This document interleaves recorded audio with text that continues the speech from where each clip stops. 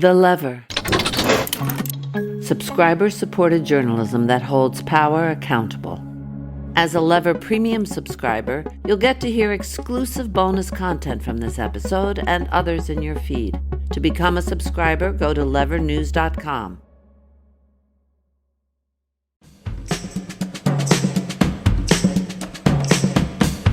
From the Lever's reader-supported newsroom, this is Lever Time. I'm David Sirota. With the presidential election less than 6 months away, lawmakers are hoping to pass at least one more major piece of legislation, the Farm Bill. The Farm Bill is a gigantic law that's passed every 5 years and has massive consequences for the food on your plate. You may think that because you don't live on a farm, the Farm Bill doesn't affect you. But this is a huge piece of legislation that basically governs much of the food system that Americans rely on. Literally, when you sit down to eat your next meal, you're probably eating something that was affected by the Farm Bill. The Farm Bill also affects the structure of the system itself. That is to say, it helps determine the behavior and the business practices of the industries and companies that provide the food. And both political parties have colluded to make that not such a pretty story over the last many years. As the American Prospect recently put it, when the Farm Bill comes up, you see that, quote, two parties at the brink of civil war are pressured to cooperate in order to deliver for their respective constituents. Congress's version of this tumultuous road trip runs through both rural and urban America, uniting liberal Democrats and conservative Republicans. But the ultimate winner of this madcap romp is one of the country's most infamous heels, big agriculture. The result: our food system is controlled by a small number of huge conglomerates that have manipulated public health, decimated farms, and harmed their employees and the communities they live in. Today on Levertime, senior podcast producer Arjun Singh looks at the rise of one of those megacorporations, a firm called JBS. He looks at how the firm literally bribed and bought its way into becoming the world's largest meat processor. Then Arjun looks at the consequences of that consolidation on the welfare of animals and poses the question: in this kind of a system, is it ethical to eat meat at all?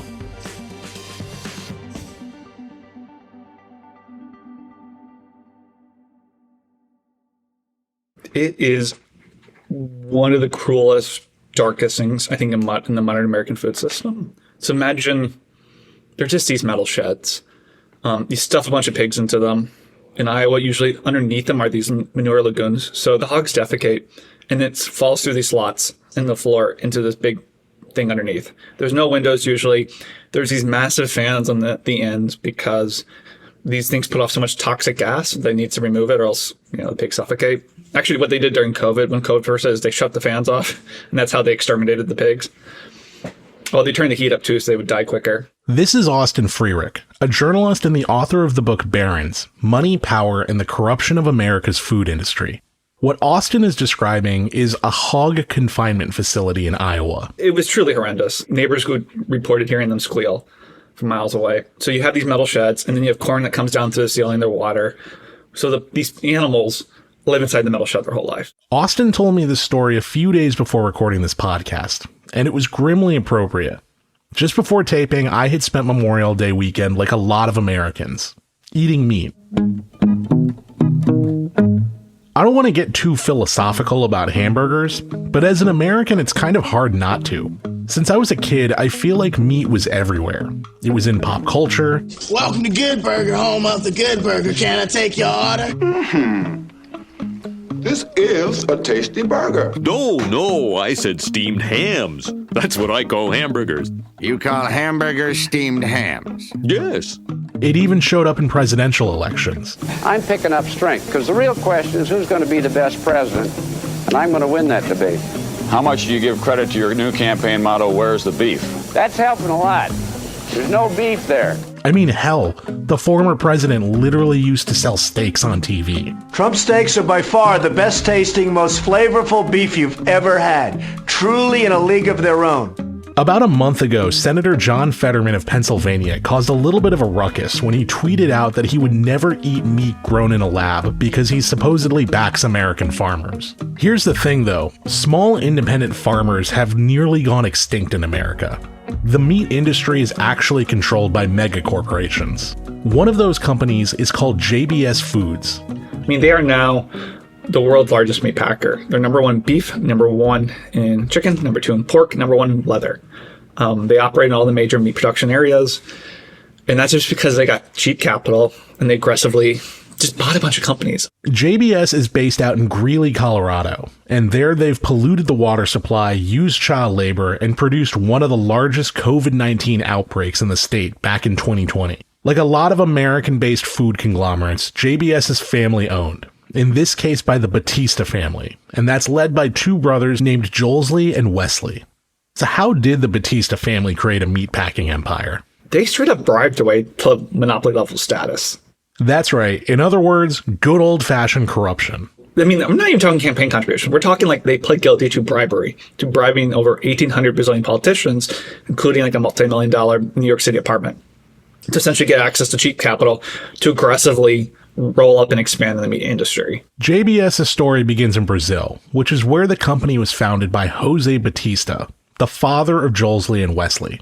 But in the mid-2000s, the brothers went on a multi-billion-dollar buying spree, partially financed by cheap loans they got from Brazilian government-controlled banks. Eventually, JBS would move to Colorado, where they'd continue to grow and break more laws. So they were alleged to bribe meat inspectors, they were alleged to use child labor, they were alleged to price fix like every protein they're in, and they just pay a fine. It's just a cost of doing business. And it's not like the government didn't notice. Like Austin said, JBS has faced fines, and the corruption scandal all came to a head long after they'd arrived in the US. But in 2019, they still got a $78 million contract from the government. Even though the company's been mired in a brazen corruption scandal, in a declassified letter, the Secretary of Agriculture, Tom Vilsack, said the company was just too big for the government not to buy from. That means that the same meat that appears on school lunch trays most likely came from JBS. I'm actually more mad at Vilsack than I am at them because it's like he let them happen. His failure to do his job to be a public servant and look out for the interests of the American people is why they're using child labor. That company keeps pushing the envelope because they can. Like, where's the red line here? I don't see a red line with them. They're the closest thing I think we have to a modern day criminal organization in America. The fact that we let them keep their monopoly empire, not only keep it, but also Vilsack he still gives them USDA contracts because they're just too big. Like, there's no punishment. JBS's story is outlandish, to say the least. But their growth and dominance of a critical portion of our food chain is part of a trend that we've seen in the economy since the 1980s. Big companies just keep getting bigger and bigger, often with the government's approval. And the rise of these mega corporations has changed America, both economically and physically. For Austin, that's a story that hits close to home. See, he grew up in Iowa, where he watched how food conglomerates muscled out independent farms around him. You see the collapse of the family farm. Most of these people now are low-wage workers for these barons. And keep in mind, too, when one of these industrial animal facilities get built next to you, it just destroys your quality of life. Your home value falls apart. You can't afford to move to where your kids are. And I increasingly view rural America as extraction colonies, so we shouldn't be shocked to see right-wing radicalization, fill these voids and justify that anger. And instead of blaming corporate power, they blame minorities. A frequent casualty of monopolistic companies are independent businesses. And that's a story Austin knows well because of his mom's own bakery business. So my mom, she went to beauty school. She ran a hair salon for a while. And her dream was always to have her own bakery. And they saved up. My parents spent a few years. They went to different trade shows. And when I was maybe 8 years old, they opened it. And I just remember because it's the fanciest I ever. My dad doesn't wear suits. It's the only time in my life I've ever seen my dad wear a suit. In his childhood, the bakery wasn't just a second home to Austin. It was a way he connected with his neighbors. Like any child of a small business owner, I was always, we were always there. It sounds weird to say, but I have really good arithmetic because my mom would always make me work the register. I still see former customers to this day. People, I recognize people. We go out to any store, grocery store in there. My mom people recognize her. Because my mom's also a very social person. She loves chatting with people, and so much of that business is it's repeat customers. It's the group of old men that always come for their 7 a.m. coffee to BS for 2 hours. Eventually, the cost of running the business became too high, and she made the tough decision to sell it. You can only run uphill for so long. We never lost money. My mom's very proud to always say that. But the margins got so tight. And then she had my little sister, and then doing 70-hour weeks, barely getting by, it just wasn't worth it. So we sold the business off. When Austin's mom returned to the workforce, she went to work for a Starbucks. And that's where Austin really saw what the loss of locally owned businesses meant for the community he grew up in. She wasn't allowed agency. For example, next to her Starbucks is a big General Mills facility where a lot of your roll-ups, your Gushers, your Cheerios are made. And a lot of those workers are third shift. There's certain celebrations that are super important. My mom would want to merchandise in a certain way, do certain things. And she just wasn't allowed to. She'd get fined by the district manager. Oh, you shouldn't do this. This is not what the planogram says. And it's just she's a professional. She's been in coffee most of her life. She knows what this community wants. She knows these people personally. Yet, someone in a cubicle, an Excel sheet in Seattle just thinks they know better. But I had someone tell me this once, and it always stuck with me, is it's the local places that really make a place a place. They're the places that maintain tradition, the culture. I think that's what's been lost. It's something simple I noticed in my travels. It's just the homogenization of the American food system and the collapse of taste. And it's really driven by this consolidation there. On top of the economic impact, the industrialization of livestock farming has had a lasting influence on the health and the environment near where these facilities are kept. In Iowa, where Austin grew up, residents and some local officials have noticed an uptick in cancer rates, something they believe is linked to the increased use of pesticides used on the crops to feed these hogs. And so much water has been polluted that a recent report from the state's Department of Natural Resources said more than 2/3 of Iowa's lakes and streams were unsafe. And for the animals who are forced to live and die in these facilities, it's an even bleaker story. So after the break, we're going to look at the other side of factory farming, the animals, and hear how factory farming spurred one philosopher to rethink his outlook on life.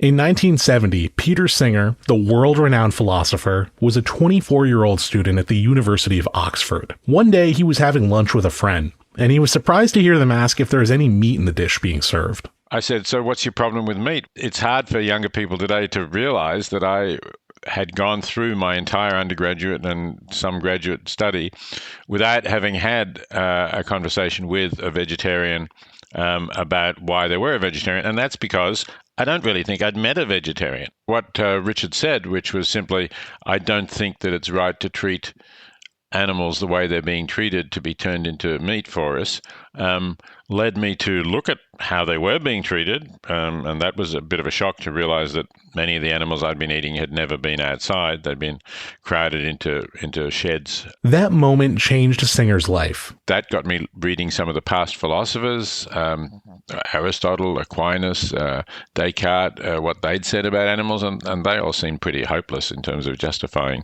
what we were doing. So then I started to think, this reminds me a bit of what the people involved in slave ownership were saying about justifying owning slaves. Obviously, specious pleading because it's convenient for them. They don't want to change.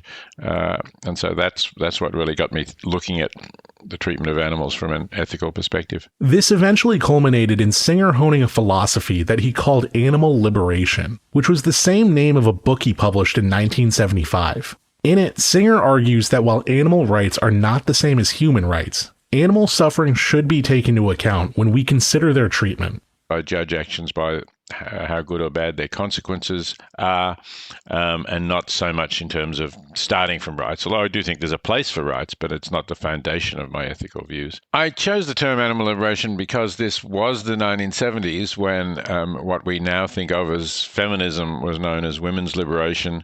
There was a gay liberation movement, there was a black liberation movement, and I wanted to convey the idea that here too was another serious movement. Here there was a group of oppressed beings who were not given what they should be given in terms of ethical status. And we have a whole set of beliefs and ideology which justifies this and makes it more possible for us to think that we're not doing anything grievously wrong in the way we treat them. So, some people thought when they saw the title of the book, Animal Liberation, oh, you just want to open the cages and let all the animals out. And that's obviously not a good idea for a variety of reasons, including what would happen to the animals themselves. But it was rather that I think we need to liberate ourselves from our preconceptions about animals and about our position vis-a-vis animals. That is, for example, the idea that we are just justified in making use of them for our own purposes. A little while ago, David Sirota and I had the chance to speak with Singer. And one thing Singer said had long horrified him is factory farming and the industrialization of the meat industry. As a meat eater myself, it was hard not to wonder what Singer thought about eating meat. So we asked him. I'm talking about animals capable of suffering. All vertebrates are capable of suffering, and that includes fish. And some invertebrates, we have very good evidence about octopus, for example, being capable of suffering. And the UK government recently amended some of its legislation to recognize not only cephalopods, that's octopus and squid, basically, but also some crustaceans as being sentient. So lobster and crabs, roughly speaking. So I think that we should definitely avoid them and give them the assumption that they can feel pain. The bigger issue is those sort of more ethically raised or certified humane animals that people might want to eat, or animal product. It varies from where you are, but let's say here in Australia, I can walk into a supermarket and there will be 3 kinds of eggs available. They'll be labeled. So there'll be cartons that say eggs from caged hens. There'll be cartons that say barn-laid eggs. In the US, that's referred to as cage-free. And there'll be free range. And that's a legally defined term here. I think it's not in the United States. But that means they have to have access to the outside. So if you really want to eat animal products, if you really feel you need animal products or can't avoid them, I think getting eggs from hens who really can range outside on pasture is probably about the best of the reasonably widely available products, animal products that you can find. You might say, well, what about dairy cows who are allowed to raise around in pasture? The problem with the dairy industry is cows, like humans, don't give milk unless they've recently had a baby.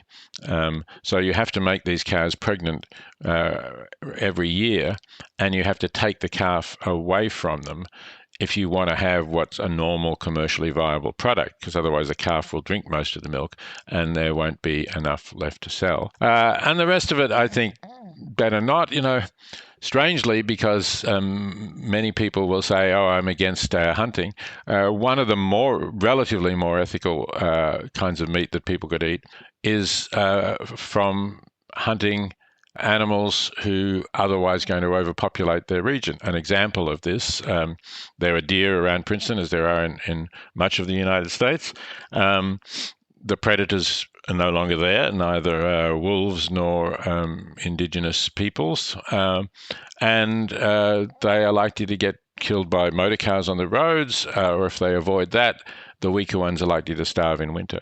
So if you're a good shot and you go out in October in the hunting season and you can confidently put a bullet through the head of a deer and it'll drop dead, maybe that's defensible. At least you know what you're doing. You take full responsibility for it. So, yeah, I'm not an absolutist on saying that you can't eat meat, but I think you have to be very careful about what you're doing, what you're supporting. In 2023, Singer published an updated edition of Animal Liberation. This time he called it Animal Liberation Now. In that same period between the publishing of his 2 books, independent farming has been wiped out and replaced with factory farms. So I asked him if he was cynical.